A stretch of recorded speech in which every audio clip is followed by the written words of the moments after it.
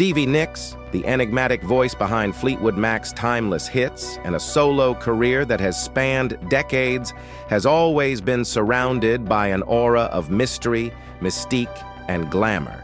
Yet beneath the glitz and the high-flying stardom, there exists a story far darker and more heartbreaking than most of her fans could ever imagine. This is a tale of hardship, betrayal, love, and personal struggle, one that has shaped her into one of rock music's most enduring legends. Born Stephanie Lynn Nicks on May 26, 1948 in Phoenix, Arizona, Stevie's roots are deep in a mix of German, English, Welsh, and Irish ancestry. Her parents, Jess and Barbara Nicks, were instrumental in her early life, though in different ways. While her mother was a figure of protection and nurturing, instilling in Stevie a love for fairy tales and the stories of her childhood, it was her grandfather, A.J. Nicks Sr., who first introduced her to the magic of music. By the age of 4, she was already harmonizing with him, her natural affinity for melody becoming clear early on. As a child, Stevie had a hard time pronouncing her own name and would call herself T. This charming mix-up would eventually evolve into her iconic nickname, Stevie, a name that would later become synonymous with rock royalty.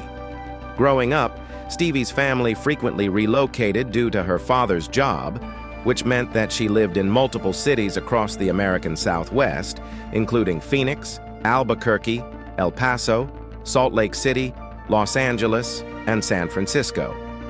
These moves were formative, shaping Stevie's outlook on life and her sense of identity as she navigated different schools and environments. By the time she was 16, Stevie had received a Goya guitar, a gift that would ignite her songwriting career.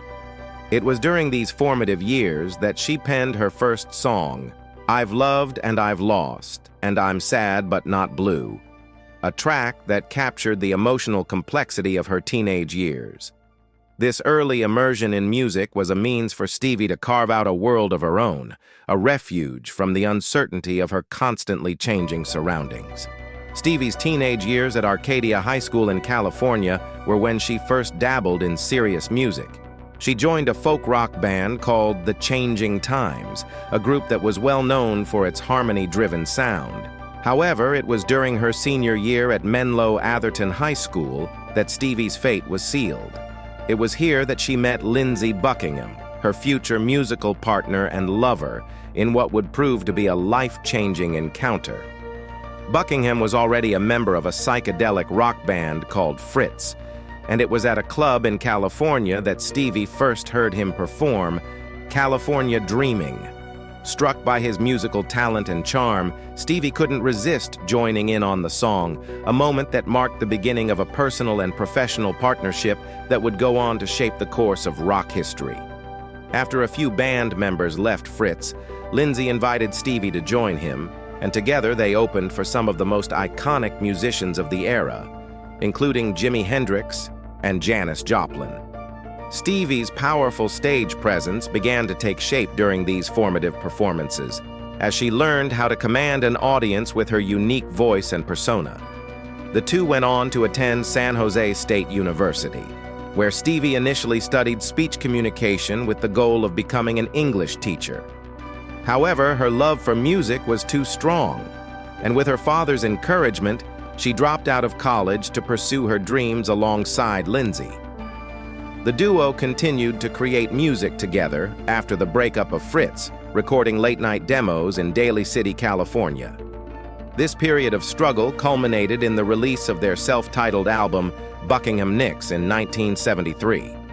Unfortunately, the album didn't perform well commercially, leading to the band being dropped by their label, Polydor. With no steady income from their music and Lindsey falling ill with mononucleosis, Stevie had to take on several jobs just to survive, including waitressing and cleaning the house of producer Keith Olsen, where she and Lindsey were living at the time. It was during this challenging period that Stevie also began experimenting with substances, believing that they were harmless at the time. While Lindsey was off touring with the Everly Brothers, Stevie stayed behind, focused on writing songs that reflected her emotional turmoil. One of the most notable songs from this period was Rhiannon, a track inspired by a character in a novel, Triad. Over time, Stevie found deeper meaning in the character and even acquired the film rights to adapt the story for the big screen. Additionally, Stevie wrote Landslide, a ballad inspired by the breathtaking scenery of Aspen, Colorado, and her own complex relationship with Lindsay. In late 1974, a pivotal moment in Stevie's career arrived when producer Keith Olsen played a track by Buckingham Nicks for drummer Mick Fleetwood. Mick was scouting for a recording studio and was immediately struck by Buckingham's guitar skills. After guitarist Bob Welch left Fleetwood Mac, Mick reached out to Buckingham, but Lindsay refused to join without Stevie.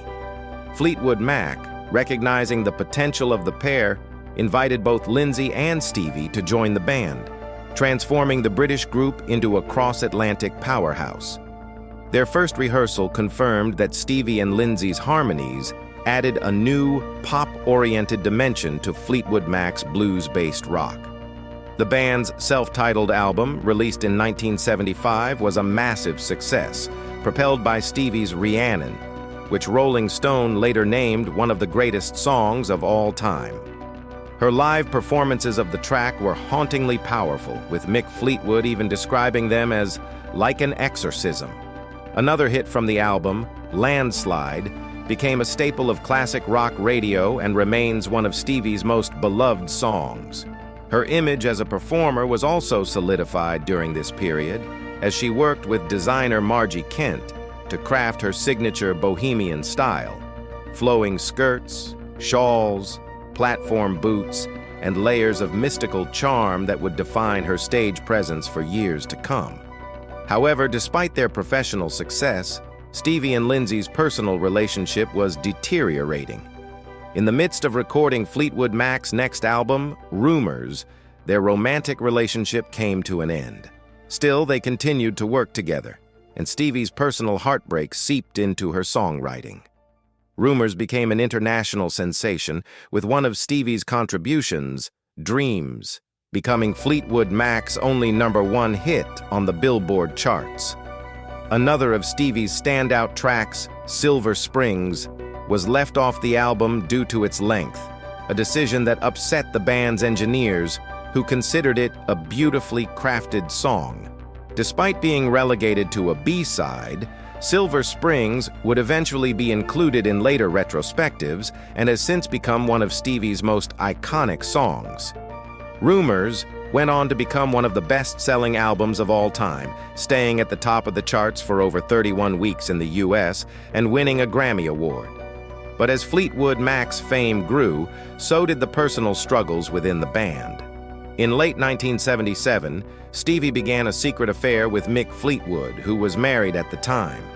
Stevie later confessed that she had never intended for the affair to happen and felt terrible about it, especially given her love for Mick's family. The affair was short-lived and ended before it could cause permanent damage to the band.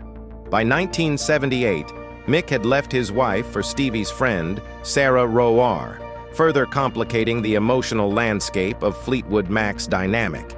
As Fleetwood Mac became more and more famous, the internal drama within the band only intensified.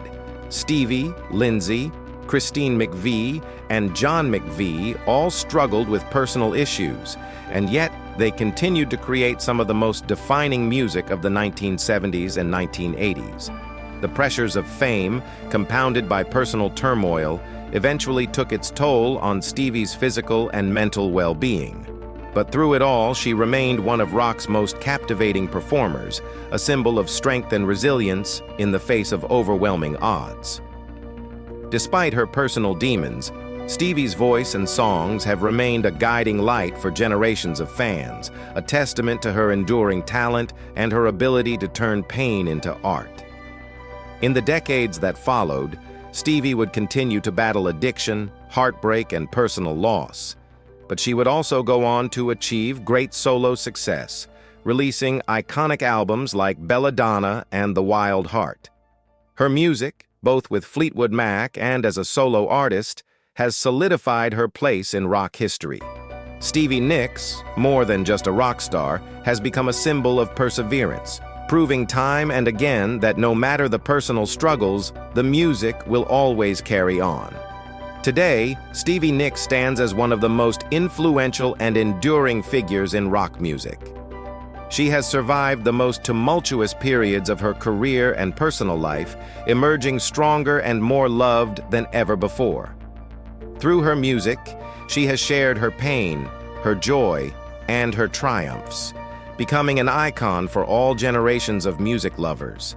And through it all, Stevie has shown that no matter the struggles, her spirit remains unbreakable, as timeless as the music she has created. Stevie Nicks's life story is one of complexity, creativity, and resilience, a narrative intertwined with both personal struggles and unparalleled musical success. As a member of Fleetwood Mac, Nicks was an integral part of one of the most iconic rock bands of all time, yet her journey was anything but simple. The emotional and physical tolls of life within the whirlwind of fame, addiction, and heartache all took their place in the fabric of her legacy, shaping her not only as an artist, but as a woman navigating a world of extreme highs and devastating lows. By the time Fleetwood Mac began recording Rumors in 1976, the band was already dealing with turbulent relationships. While Nicks and Lindsey Buckingham were at the heart of the emotional drama, the rest of the band was not immune to turmoil either. Christine McVie was experiencing marital troubles with John McVie, the band's bassist, and had an affair with the lighting director, a betrayal that became public knowledge. Meanwhile, Stevie, in a turn of life's ironic cruelty, had to wrestle with feelings of betrayal herself. She was living through the personal agony of her relationship with Buckingham falling apart, while trying to remain professional in the face of the band's ongoing musical success. The songs on Rumors were not merely musical compositions. They were raw, emotional expressions of the pain, heartbreak, and unrelenting passion that permeated the band's personal lives. Buckingham's Secondhand News and Never Going Back Again openly dealt with his feelings surrounding the dissolution of his relationship with Nicks. For Nicks, the song Dreams echoed her own heartbreak, but also reflected a broader sense of impermanence, of women coming and going in relationships, much like the fleeting moments of happiness she had once known. Christine McVie's You Make Loving Fun was an upbeat declaration of her affair, albeit one cloaked in the confines of musical genius. Despite the inner turmoil, Rumors became one of the most successful albums of all time, winning Grammys and cementing Fleetwood Mac as a musical powerhouse. However, its success did little to calm the emotional chaos within the group, with each band member battling their own personal demons. As the band toured relentlessly to support the album's success, the demands of the road began to take a toll on Nicks. Her voice, once her defining instrument, began to falter. In 1977, music critic John Rockwell reported that Nicks had developed vocal nodules, small, firm lumps on her vocal cords, causing her once pristine voice to become raspy. The toll on her vocal cords became so severe that concerts had to be canceled. But Nicks did not remain silent on the matter. In August of that year, she spoke about the issue, noting that speaking in her regular voice was exacerbating the problem. In an effort to preserve her ability to sing, Nicks took up gargling, steam treatments, and other remedies recommended by specialists. Despite the toll it was taking on her physically, Nicks remained dedicated to the band and the music. But what wasn't said in the headlines was the growing use of substances she was turning to in an attempt to cope with the stresses of life on the road. During the early 1980s, Stevie's struggle with substance abuse became more pronounced. She was battling a dangerous addiction to cocaine, a habit she could not seem to shake, despite multiple attempts. By 1982, she sought help, but the addiction only deepened. Her growing dependence was apparent not only to the public, but also to those closest to her. During the filming of the iconic video for Gypsy, she had developed a new dependency on the white stuff, a habit that soon began to affect her health in devastating ways.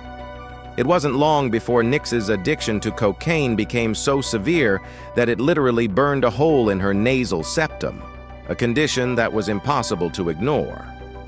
By 1986, Nicks was at her lowest point. Her addiction had taken a devastating toll on her appearance and health. Tom Petty, a close friend of Nicks, expressed his concern, stating in an interview with Rolling Stone that he genuinely feared for her life. "If I had received a call saying she had passed away, I wouldn't have been surprised," Petty revealed. Her substance abuse was so severe that it prompted her loved ones to intervene and encourage her to seek help. In 1986, she entered the Betty Ford Clinic to finally confront her addiction. This experience would not only help her find her path to sobriety, but also inspired some of her most powerful songs. Her struggles with addiction became the cornerstone of some of her most haunting and reflective songs. Tracks like Welcome to the Room, Sarah, When I See You Again, and Tango in the Night all reflected the emotional toll of her recovery process. Fleetwood Mac's Tango in the Night would bear the scars of her personal struggles, as would her solo work. One of the most heart-wrenching songs that came from this period was If I Were You, which captured Nicks's internal turmoil and her battle with the ghosts of her past. Still, her personal triumphs over addiction were not without their complications. During the late 1980s, Nicks found herself battling a new addiction, this time to Klonopin, a prescription drug she was prescribed to help manage her panic disorder. Despite this setback, Nicks continued to push forward, determined to reclaim her life and career. By 1993, she sought help for her Klonopin addiction and entered rehab once again. During an appearance on Oprah Winfrey's Masterclass series in 2013, Nicks reflected on the cost of addiction, offering a stern warning to those in the throes of substance abuse. "If you're struggling with addiction, save your money," she said. "It's going to cost you a lot to get help, but it's a price you must pay, or you risk losing your life." But it wasn't just substance abuse that had taken a toll on Stevie Nicks's life.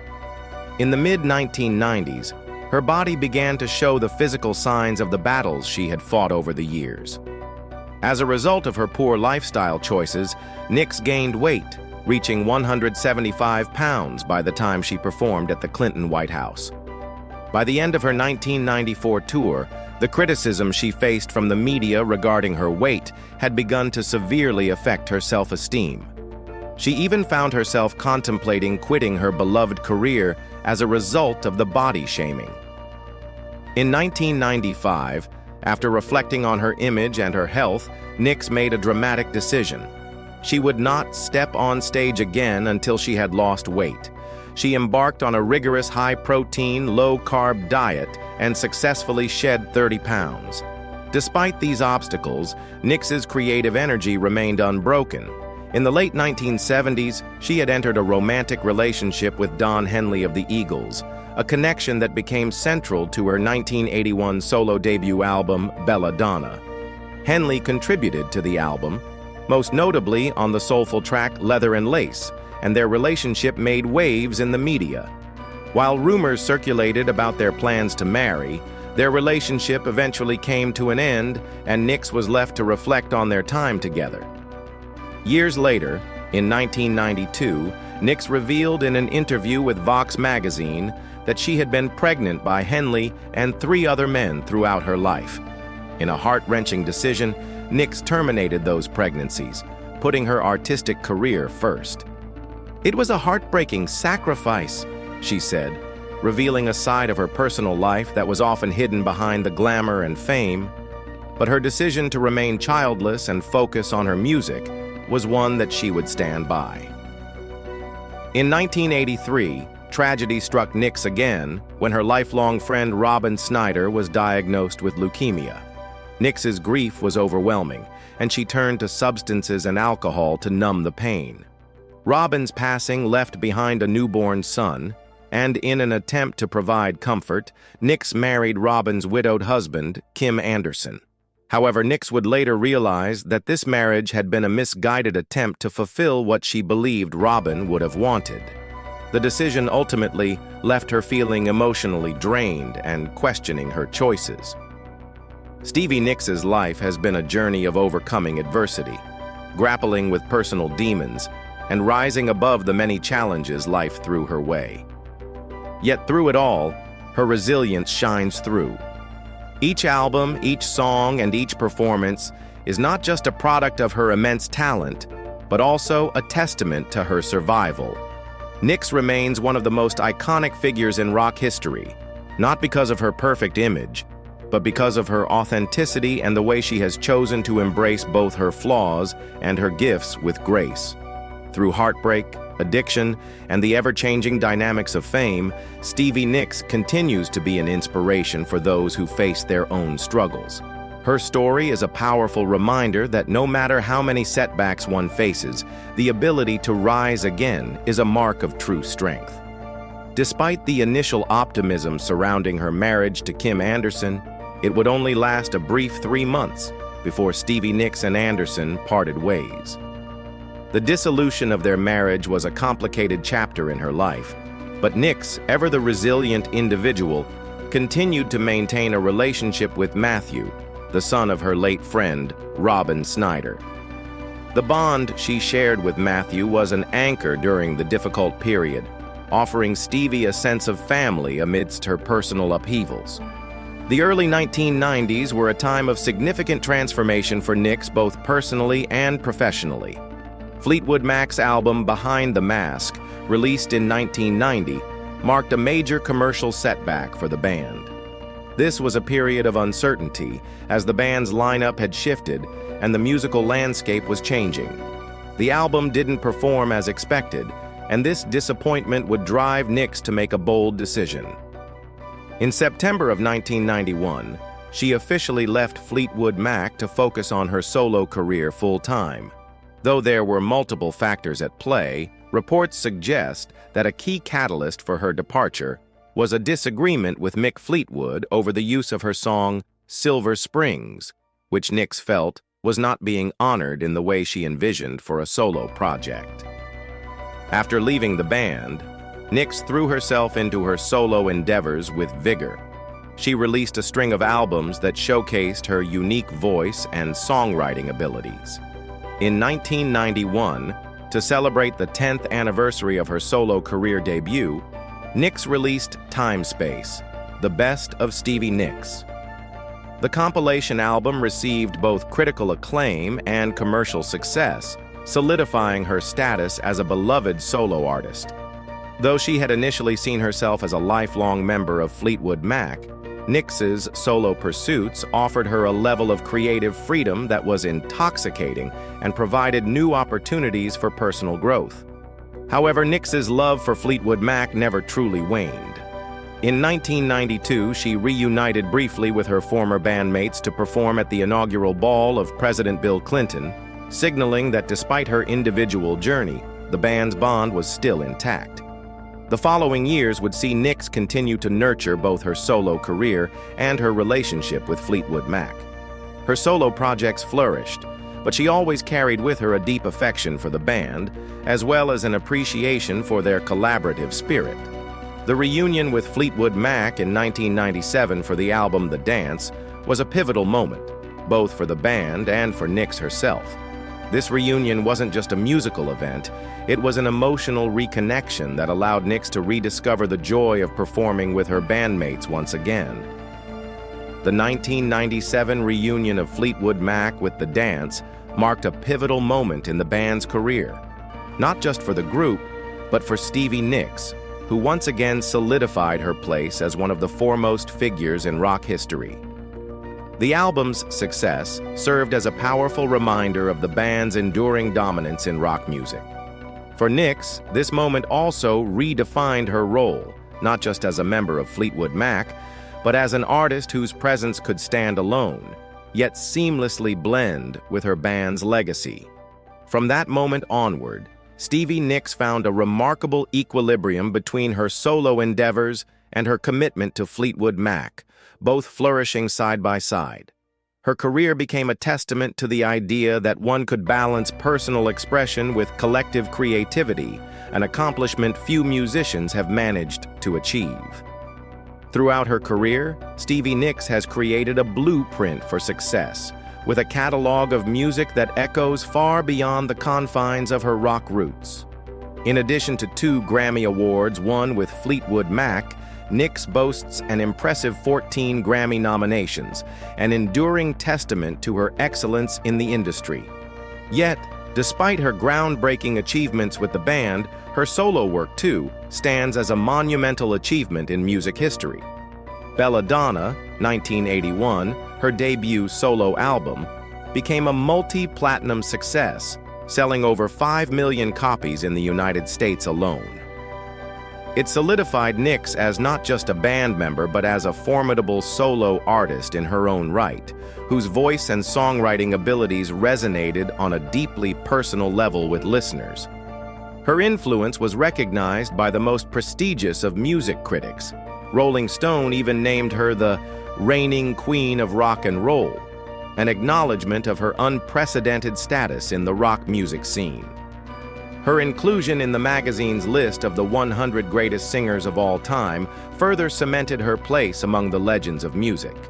Alongside Belladonna, albums like The Wild Heart, Rock a Little, and The Other Side of the Mirror went platinum, each one contributing to the monumental global sales of over 140 million records, placing Nicks firmly in the elite echelon of best-selling artists worldwide. Yet Stevie Nicks's impact transcends beyond her musical prowess. In 2006, she established the Stevie Nicks Soldiers Angel Foundation, a charitable initiative designed to bring comfort to wounded soldiers. The organization provides soldiers with iPods filled with music, a gesture inspired by Nicks's personal visits to military hospitals.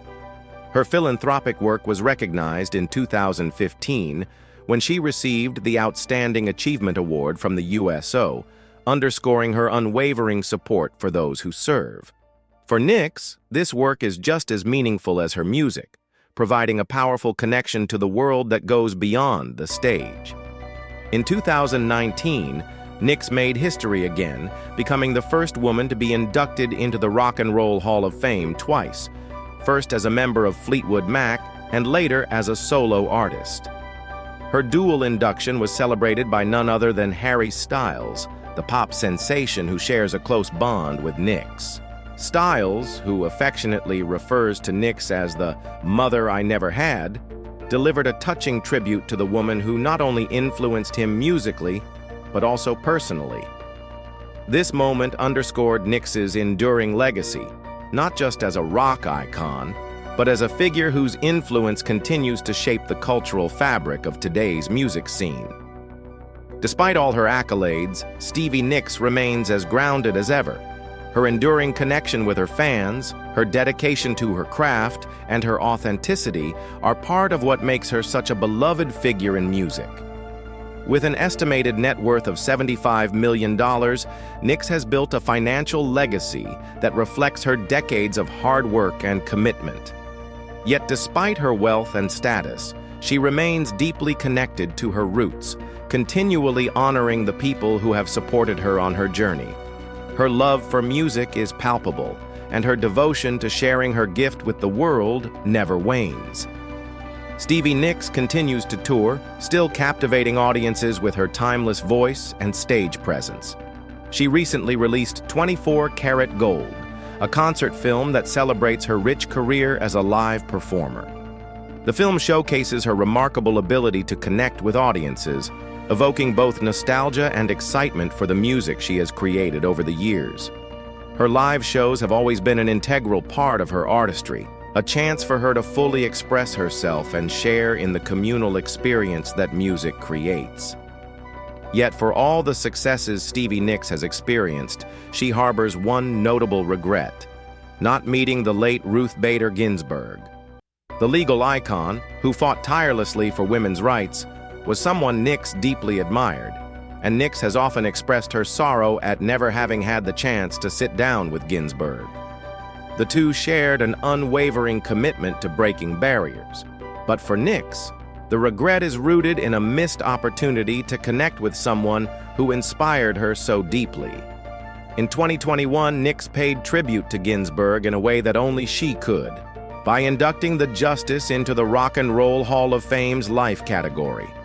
This symbolic gesture honored Ginsburg as a true trailblazer in her own right, someone who, like Nicks, pushed boundaries and fought for equality, albeit in a different arena. Nicks's tribute to Ginsburg was not just a nod to the Justice's profound impact on women's rights, but a reminder of the powerful intersection between music, politics, and the human spirit. Stevie Nicks's legacy is defined by more than just her musical catalog. It is a legacy of resilience, empowerment, and enduring influence. From battling addiction to pioneering a career as both a band member and solo artist, Nicks's story is one of personal and professional reinvention. In an industry that often forgets those who have come before, Stevie Nicks's contributions have not only been remembered, they've been celebrated, elevating her to the status of a cultural icon who continues to inspire those who dare to dream big. Through it all, Stevie Nicks has managed to remain herself, unapologetically authentic, fiercely independent, and endlessly inspiring. Whether on stage with Fleetwood Mac or standing alone as a solo artist, she has left an indelible mark on music, culture, and the hearts of millions. And as she continues her journey, one thing is for certain: Stevie Nicks is far from finished. Stevie Nicks's legacy as a fighter, a trailblazer, and an iconic musician continues to inspire millions around the world. From her struggles with addiction to her triumphant moments in both her solo career and as a member of Fleetwood Mac, Nicks's journey is a testament to her perseverance and unwavering commitment to her art. As she continues to perform and share her music with the world, there is no doubt that her impact on the music industry and on the hearts of her fans will last for generations to come.